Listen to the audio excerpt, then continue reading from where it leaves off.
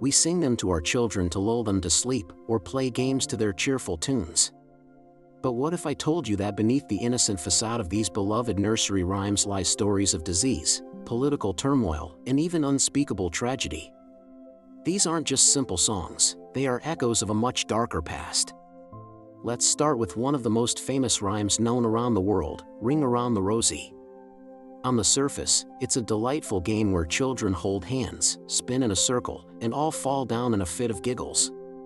But the story behind it is far from cheerful.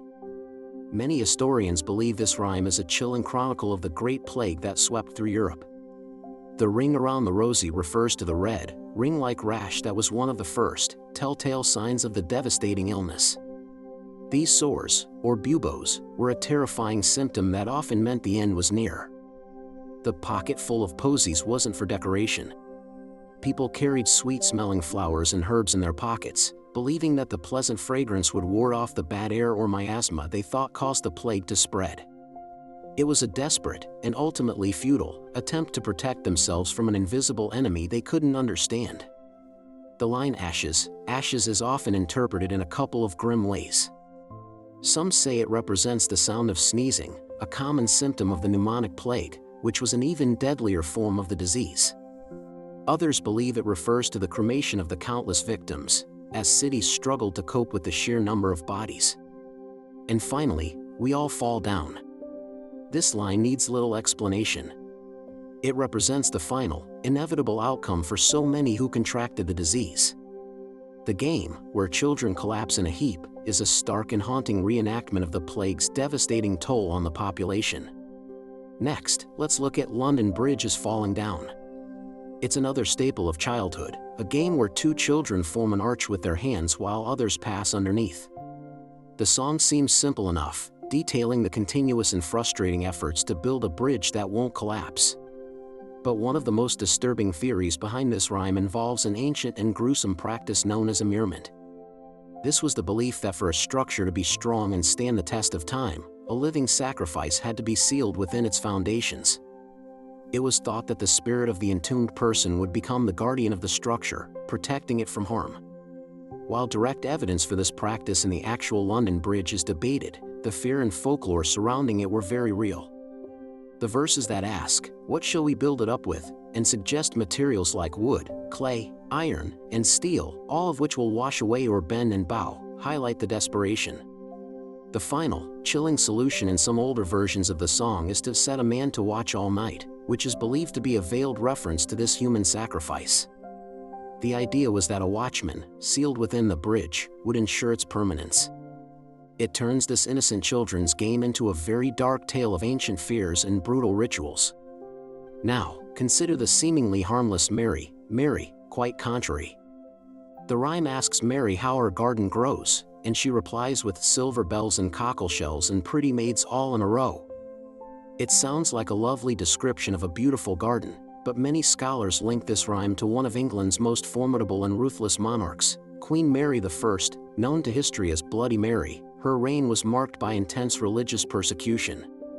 Mary was a staunch Catholic, and her attempt to reverse the Protestant Reformation led to the execution of hundreds of Protestants. In this interpretation, the garden is not a place of flowers, but a graveyard. The silver bells and cockle shells are not plants, but slang terms for instruments of torture.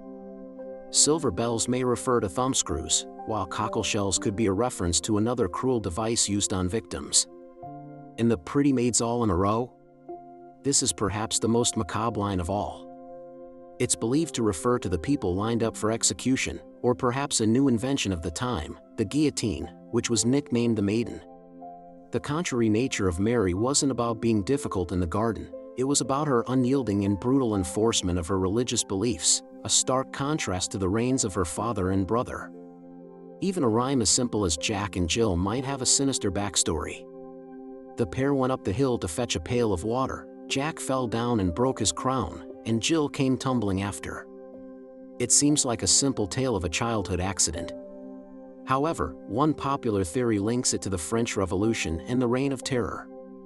In this context, Jack and Jill are not children, but stand-ins for King Louis XVI and his wife, Queen Marie Antoinette. The king, or Jack, was the first to be executed. He broke his crown, meaning he lost his royal authority, and then his head to the guillotine. Jill, or Marie Antoinette, came tumbling after, meeting the same fate shortly thereafter. The hill they went up could symbolize their climb to power, and the pail of water their quest to serve their country, which ultimately ended in their downfall. It's a clever and dark piece of political satire, hidden within a seemingly innocent verse. Finally, let's examine black sheep. A traveler asks a black sheep if it has any wool, and the sheep replies that it has 3 bags full, one for the master, one for the dame, and one for the little boy who lives down the lane. This rhyme is often interpreted as a protest against the heavy wool taxes imposed in medieval England. During the 13th century, King Edward I placed a heavy tax on wool to fund his military campaigns. The master in the rhyme represents the king, who took a large portion of the profits. The dame is thought to represent the wealthy monasteries or nobility, who also claimed a share. After these powerful entities took their cuts, there was very little left for the shepherd, the little boy who lives down the lane. The black sheep itself is significant. Black wool was less desirable as it couldn't be dyed, so it was often seen as less valuable. The rhyme, therefore, becomes a complaint from the common shepherd, who does all the work of raising the sheep but sees most of his earnings taken away by the crown and the church. It's a quiet rebellion tucked away in a song for children, a subtle commentary on economic hardship and injustice. From the plague to political executions, from torture to crushing taxes, these nursery rhymes are far more than just simple songs. They are snapshots of history, preserving the fears, struggles, and grim realities of the times in which they were created. They were a way for people to talk about unspeakable events and powerful figures without facing retribution, encoding their stories in verses that would be passed down for generations. So the next time you hear one of these cheerful tunes, remember the dark and twisted history that might be hiding just beneath the surface. If you found these hidden histories as fascinating as I do, be sure to follow Facts Repo for more revelations about the world around us.